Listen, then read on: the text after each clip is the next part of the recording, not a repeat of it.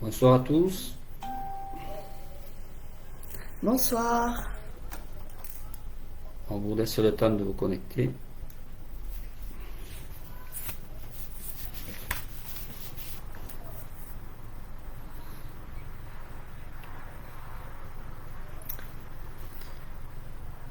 Bonsoir Cathy. Bonsoir Virginie.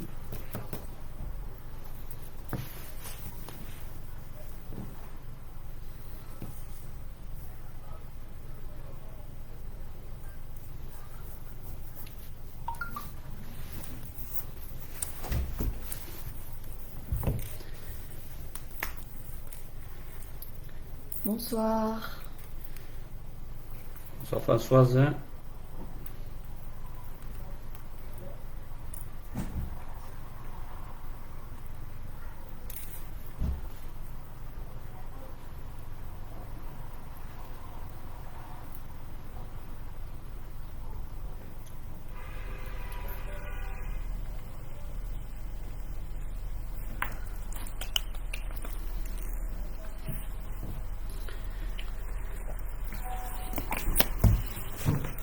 Avec cette chaleur, estimée, il fait trop chaud.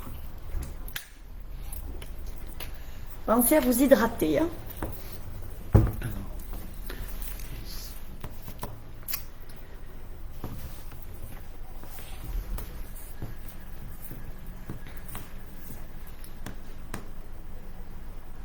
On va attendre un petit peu, voir si d'autres gens se connectent.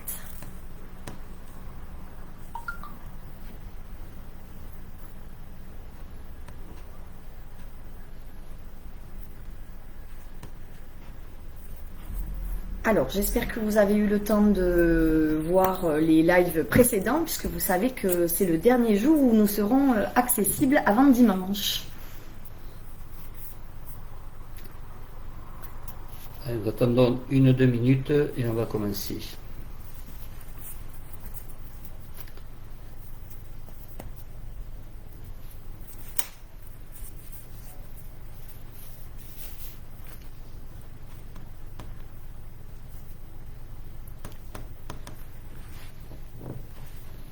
Alors,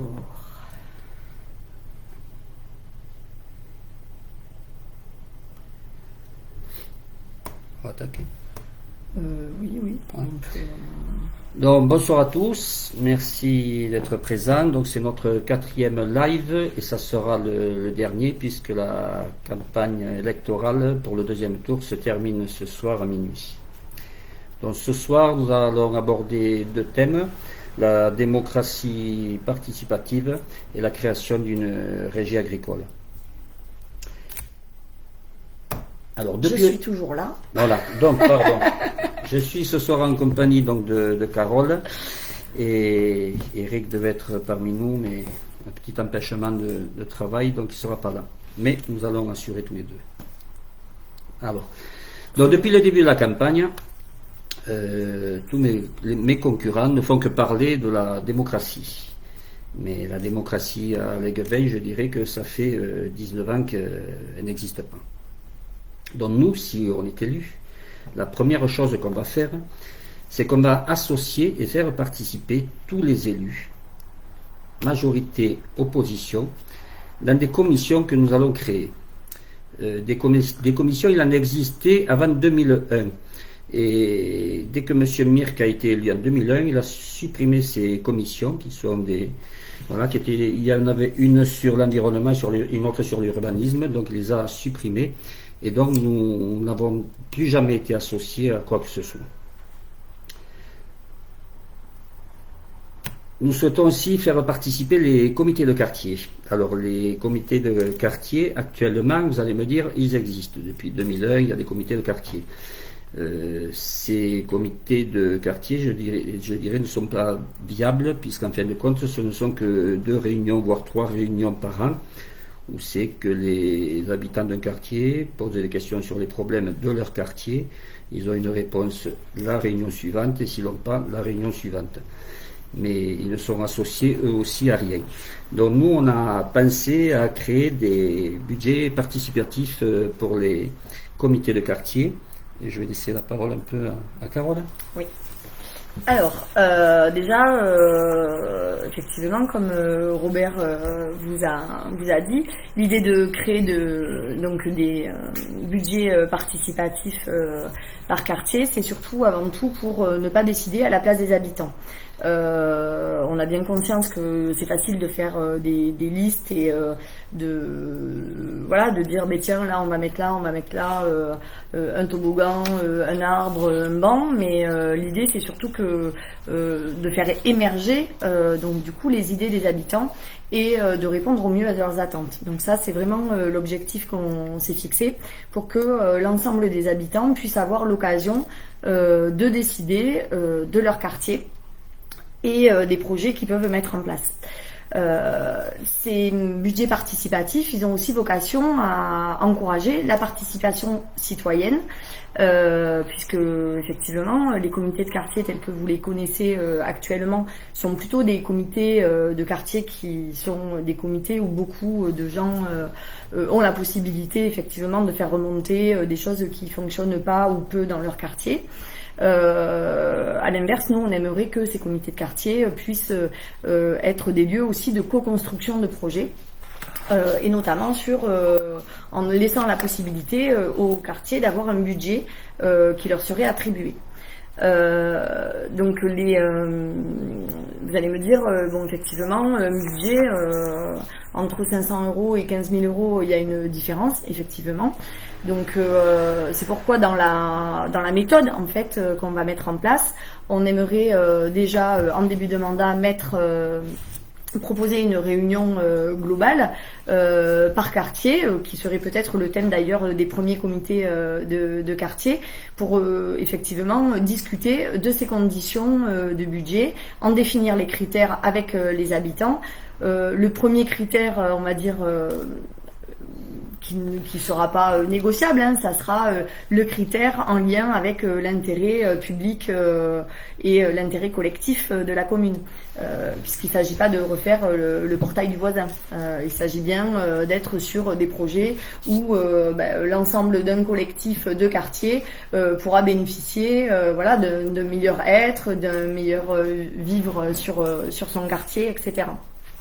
Donc la deuxième phase de ce budget participatif sera effectivement la construction de ces projets par quartier. Donc les projets qui seront mis en avant auront forcément des attentes ou des budgets différents. Donc là, il y aura effectivement la possibilité d'avoir deux solutions. Soit c'est des budgets qui seront dérisoires et auquel cas il y aura aucune contre-indication à ce que ces projets soient validés et accompagnés dans le temps pour qu'ils puissent émerger rapidement. Soit ces projets auront un budget plus conséquent et auquel cas, dans la première phase d'élaboration des budgets participatifs, il faudra effectivement définir à partir de quel montant on peut soumettre au vote des habitants ou au vote des habitants du quartier, par exemple, les projets mis en avant pour que la commune puisse accompagner effectivement les choix qui auront été faits par les citoyens du quartier en question. Les gros projets d'envergure pourront être effectivement mis en avant et peut-être pourquoi pas associer plusieurs quartiers qui auront un intérêt commun à rénover l'ensemble par exemple d'un parc de jeux pour les enfants ou mettre en place par exemple un jardin partagé entre deux quartiers pour que effectivement l'ensemble des habitants d'une zone puissent profiter d'un apport, on va dire, budgétaire plus conséquent à mettre à disposition des habitants. Voilà. Donc il y a beaucoup de communes qui ont mis en place ces budgets.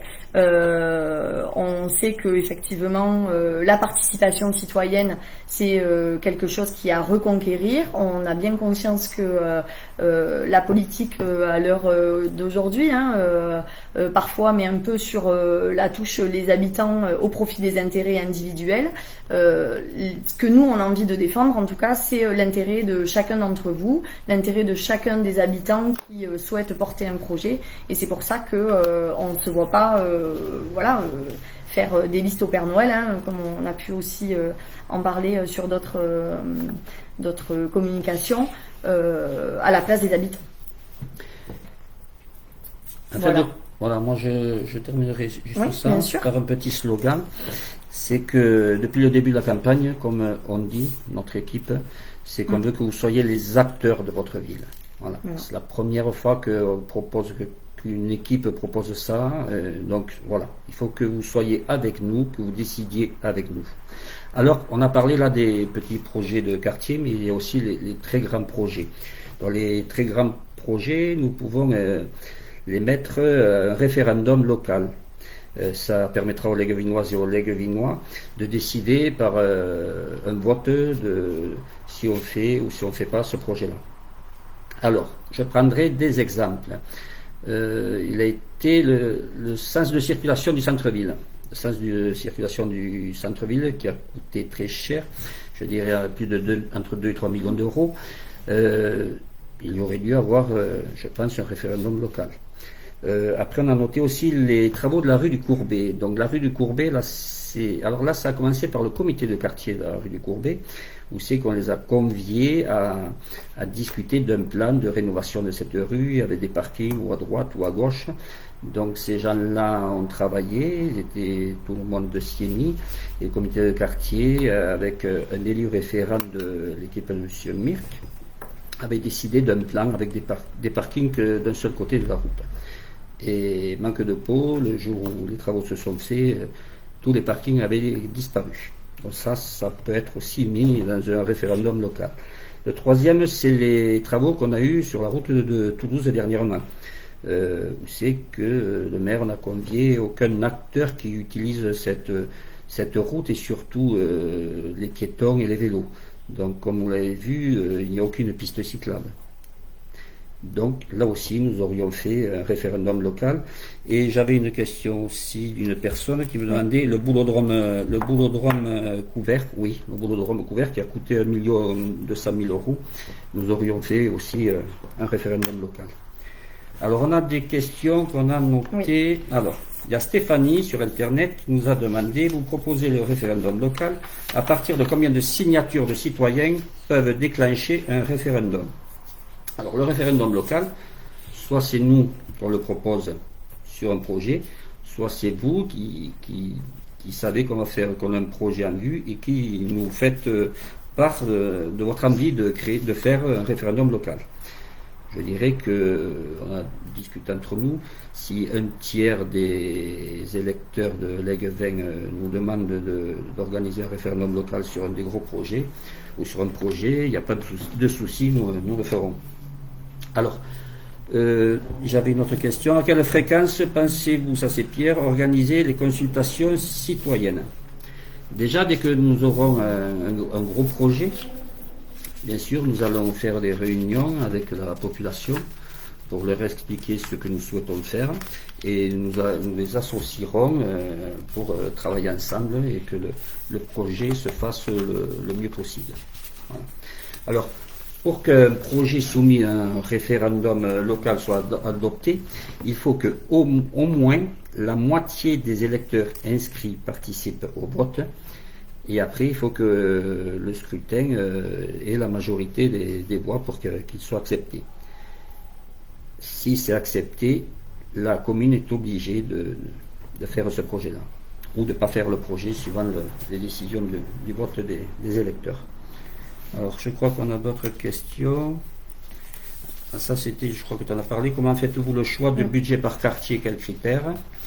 Donc, je rappelle pour ceux qui nous rejoignent là que donc les budgets participatifs en fait seront mis en place donc sur les quartiers et ils devront respecter en fait l'intérêt collectif du quartier avec des budgets qui seront attribués lors des premiers comités de quartier, ainsi que les chartes de fonctionnement, puisque l'idée c'est effectivement de se mettre en accord avec vous sur les montants qui vont être définis et sur les modalités de fonctionnement de ces budgets participatifs. Alors il y avait une question de Francis, mais j'y ai répondu. Si la population n'est pas d'accord, est en désaccord, comme ça a été le cas pour le sens de circulation, que proposez-vous? Donc c'est le référendum local. On a aussi une question de Nathalie qui demande, ça tu en as parlé, oui, pour attribuer un budget à chaque quartier, et de Patrick. Alors Patrick nous dit, dans votre programme, vous parlez de décentraliser les conseils municipaux. Comment vous y prendrez-vous et où? Oui, donc ça c'est une idée qu'on a, c'est-à-dire que d'aller vers la population. Donc il existe déjà des salles municipales qui sont dans certains quartiers, et je dirais une fois par an on pourrait décentraliser un conseil municipal et aller carrément dans le quartier pour faire notre conseil municipal. C'est tout ce qu'on a. Est-ce que vous avez d'autres questions? On regarde, allez-y.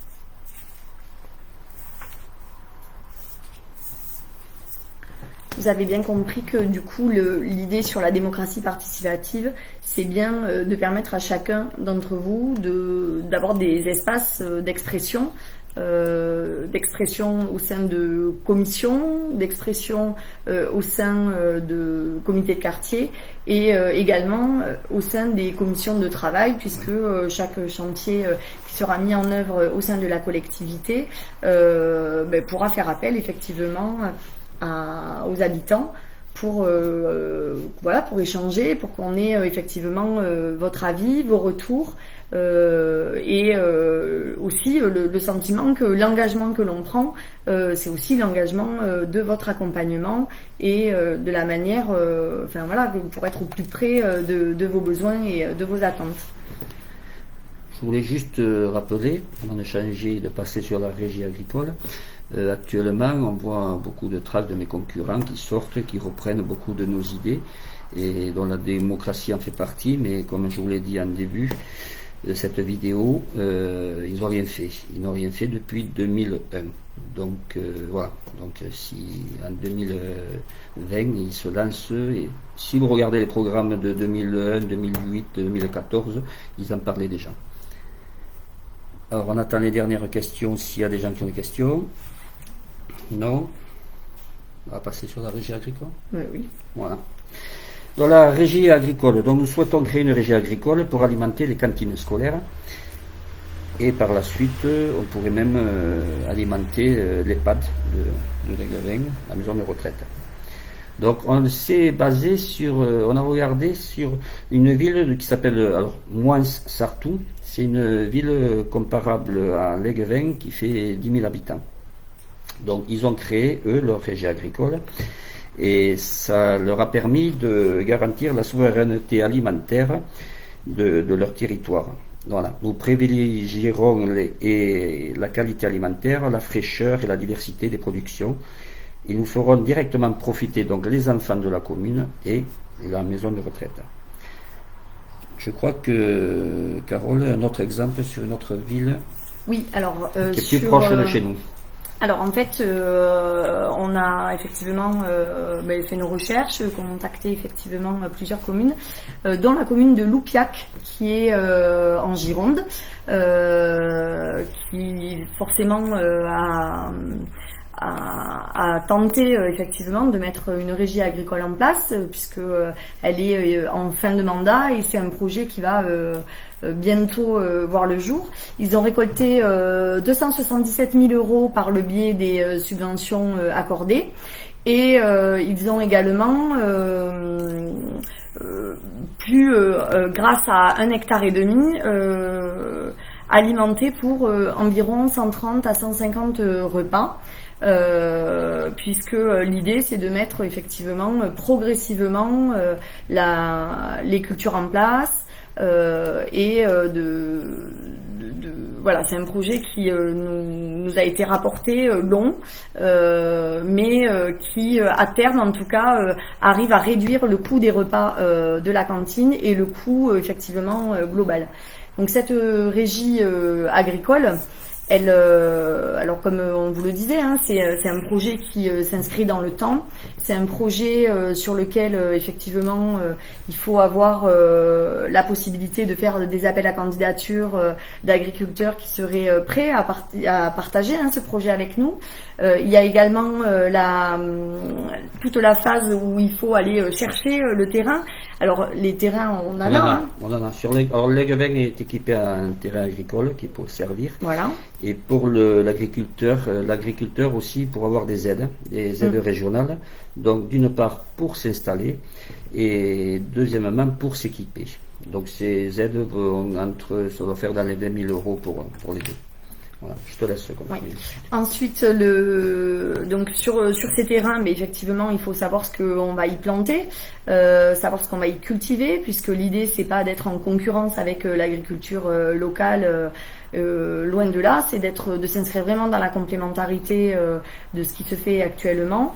On sait aussi que les cantines actuelles sont déjà engagées vers voilà des achats locaux, des fournisseurs locaux et un accroissement du bio tous les ans. Donc l'idée c'est de vraiment pousser cet axe-là au maximum pour réussir à avoir une autonomie alimentaire. On sait que c'est un enjeu politique qui est incontournable maintenant, post-Covid, hein, post cette crise sanitaire. On sait que l'autonomie de la commune pour les habitants va être importante dans les années à venir. On sait aussi que l'empreinte carbone et la réduction des transports entre, on va dire, de la cueillette à l'assiette doit être diminuée. Donc ça aussi, c'est quelque chose qui est vraiment important pour nous. Et on sait aussi que si on produit local et dans des bonnes conditions, on influera forcément sur la qualité de l'alimentation qu'on mettra dans les assiettes des enfants, des crèches, etc.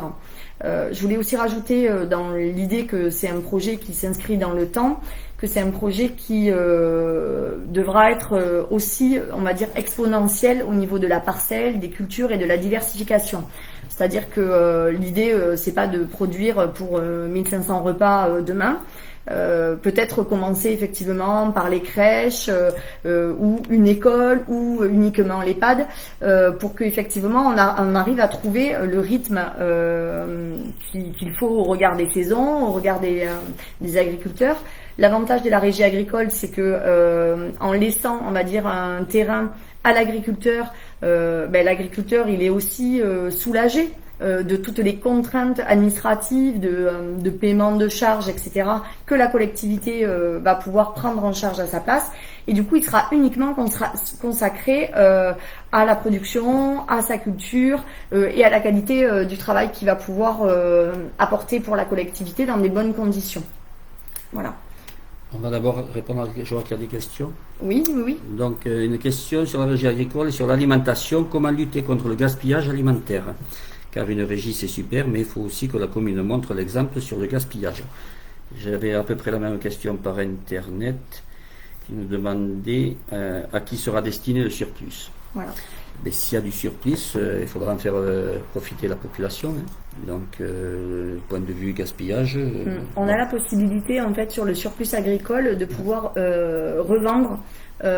Puisque c'est une régie agricole, c'est avant tout une exploitation qui va avoir forcément un chiffre d'affaires, alors pas tel qu'on l'entend dans le monde de l'entreprise classique, hein, mais une régie fonctionne avec des recettes et des dépenses, et donc effectivement, il faudra gérer ça. Après, la question du gaspillage alimentaire, elle se traite aussi en amont de la régie agricole, et c'est aussi peut-être par ça qu'on va commencer, c'est-à-dire que l'idée c'est de travailler sur le compostage dans les différents établissements de la commune. Une commune qui est proche et qui connaît très bien le sujet et qui a su déjà, personnellement moi me convaincre, c'est la commune de Mondonville. Mondonville a mis en place des composteurs dans chaque école pour lesquels tous les agents municipaux ont été formés sur le tri et l'entretien de ces composteurs pour qu'effectivement on va dire ces déchets revalorisés en compostage puissent être redistribués à la population ou servent aux agents municipaux dans le cadre des travaux paysagers classiques. Je vous invite également à aller vous renseigner sur tout ce qui concerne le dispositif des incroyables comestibles, qui est un dispositif d'agriculture urbaine et qui peut être peut-être aussi les prémices pour accompagner la population à aller vers de la production locale, de la production à Léguevin. Beaucoup de collectifs à Léguevin ne sont pas équipés de jardins partagés et on peut très bien imaginer que on commence aussi par sensibiliser la population et accompagner la population vers le cultiver soi-même.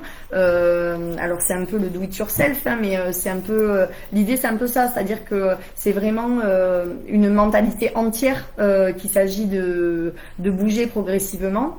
La régie agricole sera, on va dire, le point final de ce projet vers la population. Et il y a tout un tas de petites actions en parallèle. Le compostage dans les établissements en fait partie. Les dispositifs de jardins partagés accompagnent aussi ce type de projet en parallèle. Et également l'agriculture urbaine sur laquelle il y a énormément d'engouement des citoyens actuellement dans énormément de communes. Donc pourquoi pas Léguevin en fait. Alors, je réponds à quelques questions, j'en profite pour regarder. Donc on nous parle des jardins partagés, donc ça c'est Camille. Alors les jardins partagés, c'est aussi sur notre programme. Et les jardins partagés, pendant ce mandat, on a défendu déjà plusieurs fois. Donc on va parler de Carelli, puisque Carelli on en a souvent parlé, c'est-à-dire que Carelli avait beaucoup de terrains, donc monsieur le maire a préféré les vendre parce qu'ils étaient constructibles, et nous on avait demandé qu'il en garde une partie pour faire des jardins partagés, mais aussi pour faire des aires de jeu. La réponse à l'époque c'était non, ils ont déjà jardin partagé, c'était non, et les aires de jeu c'était non plus parce qu'ils étaient à 800 mètres de la forêt de Bouconne. Ce qui me fait un peu sourire, c'est que sur les derniers tracts de monsieur Mirk, il veut faire des aires de jeu pour les enfants à Carelli. Bon, mais voilà.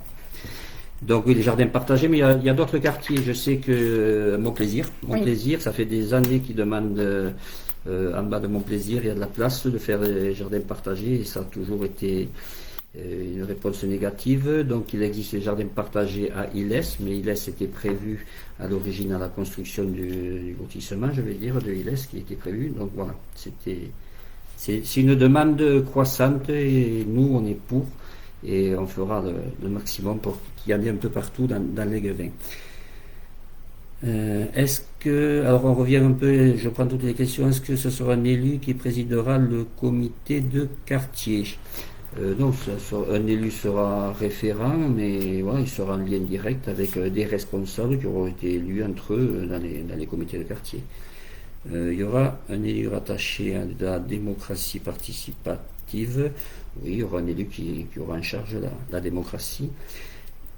Est-ce que vous ferez un bilan annuel de vos actions? Alors ça, on revient un peu sur la démocratie. Oui, alors ça c'était prévu aussi dans notre programme, on a parlé au tout début. Donc une fois par an, on veut faire le bilan de ce qui a été fait, ce qui n'a pas été fait, et on fera une réunion publique avec toute la population, ce qui se fait dans beaucoup de communes de la taille de Léguevin, même des fois beaucoup plus petites. Voilà. Ce qui est important, c'est que dans la manière, en tout cas dans la méthode qu'on a envie de mettre en place, c'est qu'on souhaite vraiment que les citoyens soient associés à ces réunions, et qu'ils en soient aussi les témoins et les gens qui portent leur témoignage. Il me semble que c'est important qu'un quartier qui a décidé de mener un projet autour de jardins partagés puisse vraiment témoigner d'un projet réussi et donne envie aussi aux autres quartiers de pouvoir s'investir. Là, on sait très bien que la participation citoyenne, elle est pas, c'est pas une évidence, et on compte aussi sur la réussite de chaque petit projet pour que chaque Léguevinois et Léguevinoise puisse se sentir investi au sein de sa commune, de son quartier s'il le souhaite. Françoise nous dit, vous n'avez pas précisé si ce sera bio. Alors oui, ça, en fait, c'est tellement évident. Voilà. L'idée, c'est effectivement de s'inscrire dans une consommation locale, bio de préférence, à minima raisonnée, et voilà, de vraiment travailler sur la qualité. Si on fait une régie agricole, pour ne pas travailler sur la qualité, ça serait vraiment dommage du coup. Si ça marche, on pourra peut-être aussi planter des arbres fruitiers sur les espaces verts. Alors oui, c'est possible de planter des arbres sur les espaces verts, mais attention, si vous votez pour Stéphane Mirk ou Étienne Cardillac, surtout M. Mirk, il est en train de vendre les espaces verts des anciens lotissements, donc je ne pense pas que lui puisse planter des arbres. Voilà, mais si, oui, bien sûr. Ça fera partie aussi des choses que pourront demander les habitants sur les comités de quartier. Ça peut faire partie des projets. Voilà, un quartier peut avoir effectivement envie de planter des arbres fruitiers, et d'autres peuvent avoir aussi envie de mettre, je sais pas moi, une table de ping-pong en dur bétonné parce que c'est un quartier où les jeunes sont présents, et que voilà, du mobilier urbain peut être aussi nécessaire pour répondre aux attentes des habitants, quel que soit l'âge. Voilà, du jardin potager aux bancs, aux arbres. Voilà, les idées sont multiples, et il faut surtout qu'elles viennent des habitants. Alors, Jean-Jacques, et on éduque les tout petits en même temps. Oui, alors ça c'est le lien avec les écoles qu'il y aura avec la régie agricole. Oui. Hein, c'est ça. Alors l'idée c'est de travailler bien sûr sur une visée pédagogique de cette régie agricole, qu'elle soit ouverte à tous, puisqu'il n'y a pas que les petits. Les petits c'est chouette, et c'est plutôt bien de leur consacrer des parcelles.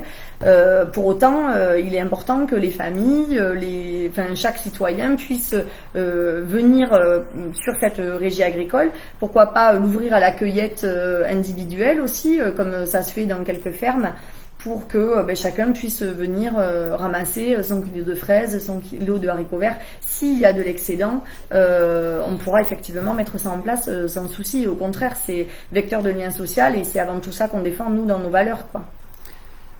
Voilà, juste pour répondre à Paul, qui est pas trop content, et lui dire que non, Paul, tout ce qu'on parle ce soir n'existe pas sur Léguevin.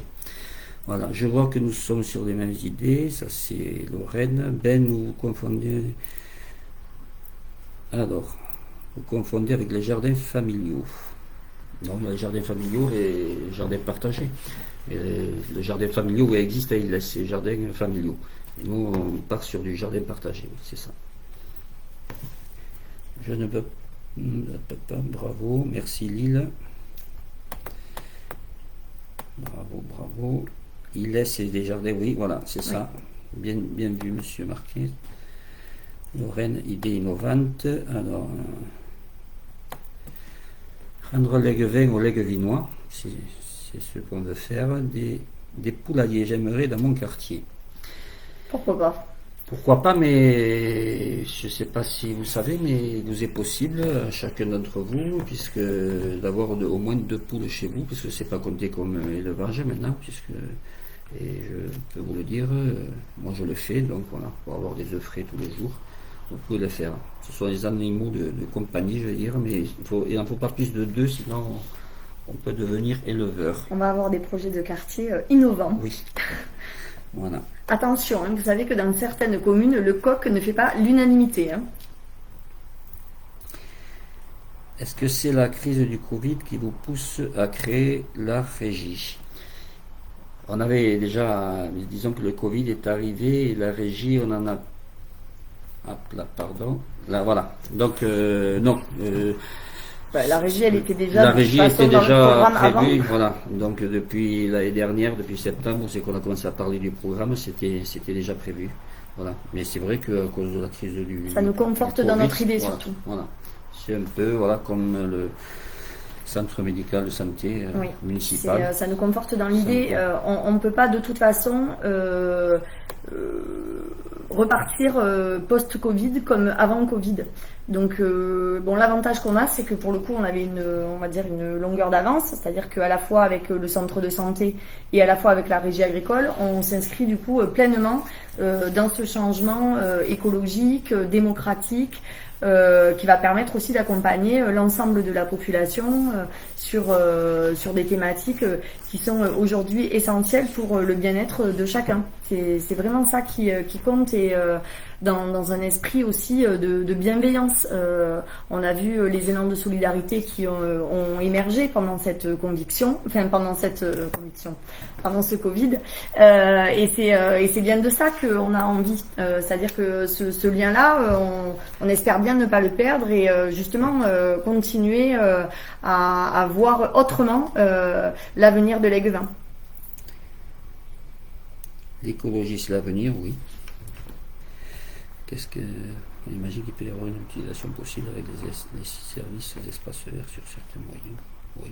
Oui, la mutualisation sur on va dire des tracteurs, du matériel paysager peut effectivement être mis à disposition, et c'est en ça que c'est intéressant, c'est-à-dire que on sait très bien que la mutualisation des moyens fait aussi faire des économies, et puis c'est surtout que c'est utile, et il n'y aurait pas d'intérêt à racheter. L'idée, c'est pas de s'inscrire dans un système de consommation à tout va. Alors là, on passe un peu à des questions diverses, mais on va y répondre puisque ça vient petit à petit. On a des masques en stock maintenant, ceux de la région n'ont pas été distribués. Non, ils n'ont pas été distribués, alors que dans toutes les communes qui font partie de la CCST, ça a été fait, c'est-à-dire toutes les communes, les communes aux alentours qui font partie de Toulouse Métropole, ça a été distribué aussi. Mais pourquoi? Il faut vous adresser à M. Stéphane Mirk. Donc M. Stéphane Mirk s'est servi un peu trop de la crise du Covid pour sa campagne électorale, et on le voit là puisqu'il a distribué les masques que lui a achetés à la CCST, mais les masques qu'a offert la région et le conseil départemental, ils sont en stock, je ne sais pas où. Voilà. Donc adressez-vous à Monsieur le maire pour avoir vos masques. Ils ont été offerts, donc ils sont pour vous. 5% des Français mettent l'environnement au cœur des municipales. Mais je vous mets au défi de mettre 85% de voix pour nous dimanche. On attend vos questions. Donc vous pouvez passer aux questions diverses un peu surtout. Voilà.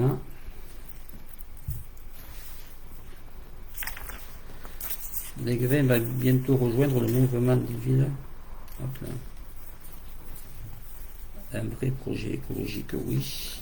Alors l'Aiguevin en transition, Ouais. Pourquoi pas? Ça serait intéressant. Ça serait intéressant que, adossé au panneau à l'entrée de la ville, on puisse écrire l'Aiguevin en transition. Et si on osait? Un vrai projet écologique, je dirais même un vrai projet global. Oui. Un vrai projet de société. Si vous avez des questions sur tout le programme, pour revenir sur des points qu'on a parlé dans les autres lives, il n'y a pas de souci. On peut peut-être expliquer un peu l'échéancier des projets. Oui. Donc vous avez vu les projets. Donc le plus important des projets, je dirais qu'actuellement, ce qui manque depuis plus de 20 ans, c'est les bus. Donc, c'est-à-dire une ligne Tisséo. Notre projet est viable et réalisable, je tiens à le dire. Voilà, parce que certains se permettent d'écrire que c'est pas vrai, que c'est faux. Non. Par contre, j'ai lu encore une fois ce matin dans un tract de M. Mirk que les temps pour parler avec TCO. Rien du tout. On les connaît, c'est rien du tout. Voilà. Mais Monsieur Mirk, vous savez très bien que pour avoir une ligne TCO, il faut soit adhérer au SITTRP, ce que nous voulons faire, soit être membre de la métropole. Donc voilà. Donc le vrai projet pour avoir une vraie ligne TCO entre le centre Léguevin et la gare de Colomiers, c'est nous. Deuxième point, c'est le plus important de nos projets qui se fera pendant le mandat si on est élu, c'est le centre de santé municipal qui devient de plus en plus nécessaire, je dirais, puisqu'avec les toubibs qui vont continuer à arrêter et qui ne trouvent pas de remplaçant, il va falloir que très vite on mette en place ce centre municipal de santé, où tous les Léguevinois pourront aller. Je tiens à le signaler. Ça aussi, ça a été étudié. On en a discuté avec le conseil régional. C'est faisable et ça ne mettra pas les finances de la commune en péril. Moi, je vous invite aussi à aller voir sur le site de Marie Piquet, oui. Qui est vice-présidente de la région et qui a clairement soutenu ce projet et qui vraiment soutient et invite l'ensemble des communes à porter le projet que l'on souhaite mener. Oui. Et donc, on est plutôt ravis et on la remercie encore d'ailleurs au passage pour ce soutien. Alors, Indira, oui, ligne TCO avec le tarif TCO, oui, ticket unique, de bout en bout, c'est sûr. Le centre de santé sera-t-il comme un service d'urgence? Il peut y avoir une partie urgence, mais c'est un centre de santé, c'est-à-dire... C'est pas le commu de Plaisance. Voilà, c'est pas le commu de Plaisance et Touches, mais c'est un centre de santé. Actuellement, qu'est-ce qui se passe? Beaucoup de gens nous ont fait part qu'il y a de moins en moins de médecins, qu'il fallait qu'ils fassent des kilomètres pour trouver un nouveau médecin. Parce que ceux qu'il y a sur la commune ne prennent plus de clients, puisqu'ils sont au maximum, ils sont même saturés. Et voilà. Donc, en plus, ça ne leur fera pas de concurrence, puisque c'est pour pallier au manque de docteurs. Ça peut être aussi des spécialistes, comme on l'a dit, des ophtalmos, gynécologistes, n'importe ceux qui manquent sur la Léguevin. Moi, j'aurais tendance à vous dire, pour les transports, renseignez-vous auprès de la Salvetat, qui s'est déjà inscrit dans le SI, je sais jamais le dire, voilà. SITPRT. Voilà. Syndicat intercommunal des transports. Très bien. Parfait. Donc du coup, renseignez-vous auprès d'eux parce que voilà, ce projet, pour en avoir discuté avec eux, est un projet viable à court terme. La maison de santé, effectivement, c'est quelque chose qui nous tient à cœur et pour lequel on se battra de toute façon, quoi qu'il se passe, élu ou pas. De toute façon, ça va faire partie des projets pour lesquels vous nous retrouverez, quoi qu'il se passe. Et la régie municipale agricole, on vous invite effectivement à regarder la commune de Loupiac ou celle de Montsartou pour effectivement aller prendre des informations et vous rendre compte de la faisabilité de nos projets. Attendez.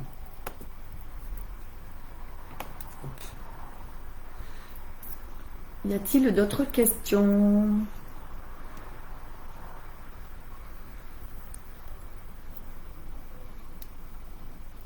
Non, les tarifs. C'est bon. Oui, c'est bon. Alors, Ludivine.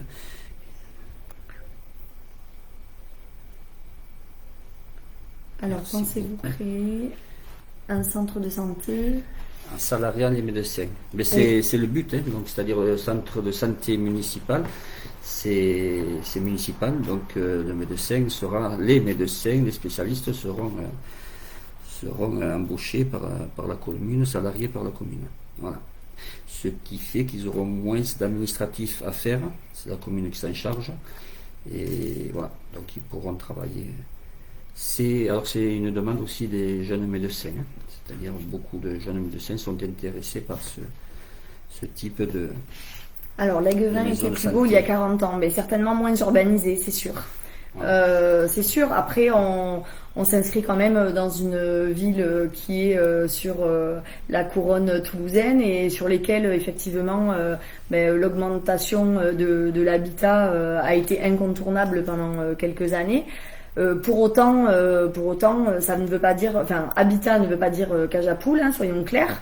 On peut effectivement s'inscrire dans de l'habitat durable, dans de l'habitat qui favorise le lien social, dans de l'habitat où effectivement, en associant des jardins partagés, des jardins d'enfants, on peut créer aussi des espaces collectifs, conviviaux, qui permettent à tout le monde effectivement, notamment dans la crise économique actuelle, hein, de pouvoir se loger. Et ça, on y compte et on y tient parce que voilà, on sait très bien que d'ici 6 mois aussi, la crise économique actuelle risque de toucher tout le monde et toutes les catégories sociales.